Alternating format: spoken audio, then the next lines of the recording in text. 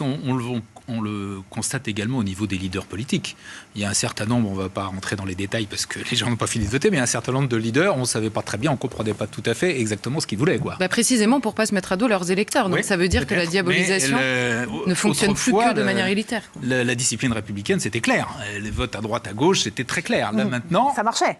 Ça marchait. On voit même les tribunes. Il y a eu pléthore de tribunes en soutien pour appeler à voter Emmanuel Macron. On voit que ça n'a plus d'effet. C'est ça, en fait. Il n'y a plus cet effet-là. On peut se demander, par ailleurs, pour quelle raison 50 chanteurs, 50 acteurs, 56 devraient soudainement nous appeler les consciences. Ah là là, 50 acteurs ont dit de voter pour tel ou un tel. Je vais faire ce qu'ils me demandent. Non, merci, franchement. 50 blancs. Non, mais ça n'a jamais marché, Mathieu. Si, ça fonctionne. Voilà où ça fonctionne. Ça fonctionne dans les milieux sociaux privilégiés. Cela crée un effet dissuasif. La possibilité d'affirmer un autre vote, par exemple, que celui d'Emmanuel Macron dans les circonstances, dans les classes sociales privilégiées, ce front républicain fonctionne à la manière d'une arme dissuasive. Si vous confessez un autre vote, vous serez marqué comme un infréquentable, comme un pestiféré. Donc, ça conserve une efficacité mondaine. Mondaine, voilà. Oui, mais dans les élites.